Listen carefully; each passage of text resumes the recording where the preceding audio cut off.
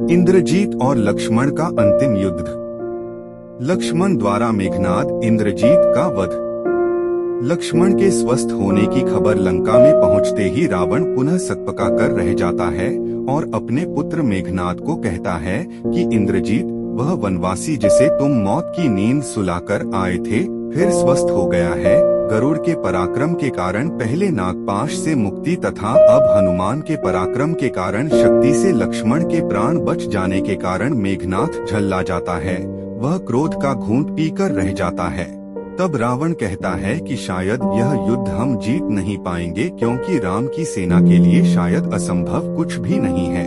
हमारी हर चाल को वह है मात दे रहे हैं। इस पर इंद्रजीत कहता है कि चिंता ना करें पिताजी, अगर लक्ष्मण बच गया तो क्या हुआ, अब मैं ऐसा अमोघ प्रयोग करने जा रहा हूँ जिसके पूरा होते ही इस युद्ध को समाप्त करने में एक दिन भी नहीं लगेगा। तब इंद्रजीत अपने पिता रावण को बताता है कि वह आज गुप्त रूप से कुलदेवी निकुंभला का यज्ञ करेगा, जिसमें कुलदेवी निकुंभला यदि प्रसन्न हो गई तो उनके आशीर्वाद से एक दिव्य रथ प्रकट होगा। वह दिव्य रथ अजय होगा, जिस पर चढ़कर मैं राम लक्ष्मण से युद्ध करूंगा। उस दिव्य रथ की विशेषता यह है कि जब तक मैं उस रथ पर सवार रहूंगा तब तक संसार की कोई भी शक्ति मुझे पराजित नहीं कर सकती। इंद्रजीत अपने पिता रावण से आग्रह करता है कि मैं आज ही कुलदेवी निकुंभला का यज्ञ आरंभ करता हूँ, लेकिन इसकी सूचना आपके और मेरे सिवा किसी को भी नहीं होनी चाहिए। आप एक सेना तैयार करके कुछ बचे हुए योद्धाओं के साथ रणभूमि में भेज दीजिए, ताकि राम और लक्ष्मण उनसे युद्ध करने में उलझे रहे तथा मैं गुप्त रूप से अपना यज्ञ बिना किसी बाधा के संपन्न कर सकूं। रावण से आज्ञा लेकर मेघनाद अपनी कुलदेवी निकुंभला के गुप्त मंदिर में जाकर यज्ञ करने लगता है। इसकी सूचना विभीषण के गुप्तचर को पता चलती है। यह सूचना पाकर विभीषण जी श्री राम और लक्ष्मण के समक्ष जाते हैं और उन्हें बताते हैं कि मेघनाद कल रात्रि के समय से ही हमारी कुल देवी निकुंभला का यज्ञ कर रहा है। बात को स्पष्ट करते हुए विभीषण जी कहते हैं कि इंद्रजीत को स्वयं ब्रह्मा जी ने यह वरदान दिया था कि जब भी इंद्रजीत अपनी कुलदेवी निकुंभला का यज्ञ पूरा करेगा तो उसकी ज्वाला से एक दिव्य तथा अजय रथ प्रकट होगा। जब तक इंद्रजीत उस पर चढ़कर युद्ध करेगा उसे कोई भी पराजित नहीं कर सकता।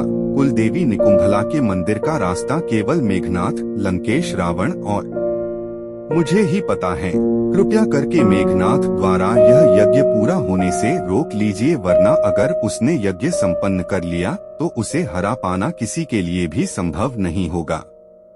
विभीषण की बातों से सहमत होकर श्री राम लक्ष्मण के साथ हनुमान, अंगद, सुग्रीव, नल, नील आदि को निकुंभला देवी के मंदिर के दुर्गम स्थान पर भेजते हैं, जहां वह मेघनाद के यज्ञ को भंग कर सके। मंदिर में पहुंचकर हनुमान और वानर सैनिक मेघनाद के यज्ञ को भंग कर देते हैं, जिससे क्रोधित होकर मेघनाद गरजता हुआ बाहर निकलता है। मंदिर के बाहर ही लक्ष्मण जी विभीषण और सुग्रीव के साथ उसकी प्रतीक्षा कर रहे थे। उसके के मंदिर से बाहर आते ही लक्ष्मण जी उसे युद्ध के लिए ललकारते हैं। लक्ष्मण के पास खड़े विभीषण को देखकर मेघनाद समझ जाता है कि मंदिर पहुंचने का गुप्त रास्ता विभीषण ने ही शत्रु को बताया होगा। इसी वजह से विभीषण को कुलद्रोही तथा देशद्रोही कहकर इंद्रजीत अत्यधिक क्रोध में विभीषण को मारने के लिए यमराज का अस्त्र यम अस्त्र उस पर चला देता है, लेकिन लक्ष्मण जी अपने एक शक्तिशाली बाण से यम अस्त्र को निष्प्रभाव कर देते हैं। तब फिर से इंद्रजीत और लक्ष्मण जी के मध्य युद्ध छिड़ जाता है। लेकिन आज का यह युद्ध मेघनाद के लिए अंतिम युद्ध था, क्योंकि ब्रह्मदेव ने जब इंद्रजीत को निकुंभला देवी के यज्ञ से दिव्य रथ प्राप्त होने का वरदान दिया था तो उन्होंने यह भी स्पष्ट किया था कि जो भी तुम्हारे इस यज्ञ को भंग करेगा उसी के हाथों तुम्हारी मृत्यु भी होगी। ब्रह्मदेव के उसी कथन के कारण आज मेघनाद की मृत्यु लक्ष्मण के हाथों निश्चित थी, लेकिन फिर भी अपने पराक्रम और वीरता के कारण मेघनाद घमासान युद्ध करता है, लेकिन लक्ष्मण जी हर बार उसके हर बाण को काट देते तथा निष्प्रभाव कर रहे थे।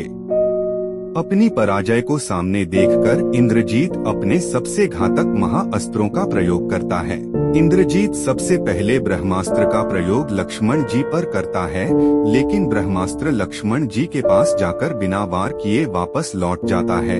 यह देखकर इंद्रजीत हैरान हो जाता है, इसलिए वह क्रोधित होकर भगवान शिव का पाशुपतास्त्र लक्ष्मण जी पर चला देता है, लेकिन पाशुपात अस्त्र भी बिना प्रभाव किए ही वापस लौट आता है।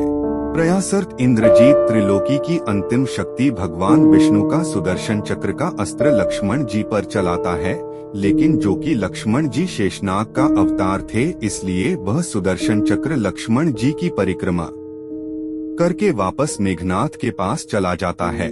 यह देखकर मेघनाथ को विश्वास हो जाता है कि लक्ष्मण और श्री राम कोई साधारण मानव नहीं है, वह निश्चित है भगवान का कोई अवतार है। यही समझाने के लिए मेघनाथ युद्ध छोड़कर रावण के पास आता है और बाहर से ही उन्हें संबोधित करने लगता है। अपने पुत्र इंद्रजीत को ऐसे व्यथित देखकर रावण समझ जाता है कि इंद्रजीत का यज्ञ पूरा नहीं हुआ है। पूछने पर इंद्रजीत बताता है कि आपका छोटा भाई कुलद्रोही विभीषण शत्रु को मंदिर के गुप्त स्थान पर ले आया और उन्होंने मेरा यज्ञ विध्वंस करा दिया, तो मैंने क्रोध में विभीषण पर यमराज का यम अस्त्र चलाया, किंतु लक्ष्मण ने अपने तीर से उसे निष्फल कर दिया। तब इंद्रजीत रावण को बताता है कि आज मैंने लक्ष्मण पर त्रिदेव की शक्तियों से भी प्रहार किया, लेकिन त्रिदेव का कोई भी अस्त्र लक्ष्मण को तनिक भी हानि नहीं पहुंचा पाया। यह देखकर मुझे विश्वास हो गया है कि श्री राम और लक्ष्मण अवश्य ही भगवान के अवतार हैं। आज मेरी मृत्यु निश्चित है, इसलिए मैं आपको एक पुत्र होने के नाते यह परामर्श देने आया हूँ कि आप खुद को और लंका नगरी को विध्वंस होने से बचा लीजिए। हो सके तो आप श्रीराम से क्षमा मांगकर उनकी शरण में चले जाएं, जिससे लंका के सभी निर्दोष प्राणी युद्ध के विनाश से बच जाएंगे। अपने वीर और सबसे पराक्रमी पुत्र इंद्रजीत के मुंह से शत्रु की इतनी प्रशंसा सुनकर रावण को क्रोध आ जाता है और वह इंद्रजीत पर क्रोधित होकर बोलता है कि इंद्रजीत, शायद तुम अपना मानसिक संतुलन खो बैठे हो जो ऐसी अनर्गल बातें कर रहे हो। तब रावण अपने पुत्र को कहता है, इंद्रजीत, यदि तुम्हें लगता है कि राम और लक्ष्मण भगवान का अवतार है, तो तुम चाहो तो अपने भवन में जाकर विश्राम कर सकते हो। यह मेरी लड़ाई है, मैं इसे खुद ही लड़ लूंगा। इस पर इंद्रजीत कहता है कि मुझे क्षमा करें पिताजी, मैं एक कायर बनकर जीवित रहने से बजाय एक वीर योद्धा की भांति युद्ध में लड़ते हुए वीरगति को प्राप्त होना उचित समझूंगा। इसलिए मैं युद्ध करने के लिए अवश्य जाऊंगा, चाहे मुझे स्वयं भगवान से भी युद्ध क्यों न करना पड़े, लेकिन अपने वीरता को दाग नहीं लगने दूंगा। यह कहकर इंद्रजीत पुनः रणभूमि में आ जाता है और लक्ष्मण से युद्ध करने लगता है। कुछ समय के युद्ध के पश्चात लक्ष्मण जी अपना महाशक्तिशाली बाण द्वारा इंद्रजीत पर प्रहार करते हैं, जिससे इंद्रजीत का मस्तक कटकर भूमि पर जा गिरता है और इस तरह लंका के सबसे शक्तिशाली तथा पराक्रमी योद्धा मेघनाथ इंद्रजीत का अंत हो जाता है। इंद्रजीत का शव देखकर जामवंत और सुग्रीव जी श्रीराम से यह कहते हैं कि इस असुर कुमार ने हमारी सेना को हद से ज्यादा क्षति पहुंचाई है और इसने आप पर और लक्ष्मण जी पर भी नागपाश और प्राणघातिनी शक्तियों का प्रयोग किया था। इसीलिए इसके मृत शरीर की हम ऐसी दुर्गति करेंगे कि कोई भी असुर इसे देख तक नहीं पाएगा। लेकिन उनकी यह बात को अस्वीकार करते हुए श्रीराम कहते हैं कि यह उचित नहीं है। इंद्रजीत केवल तब तक हमारा शत्रु था जब तक वह जीवित था, मरने के बाद कोई किसी का नहीं होता। मैं इस वीर असुर कुमार की वीरता को प्रणाम करता हूँ। तब श्री राम हनुमान को यह आदेश देते हैं कि मेघनाथ के शव को पूरे सम्मान के साथ लंका को सौंप दिया जाए। हनुमान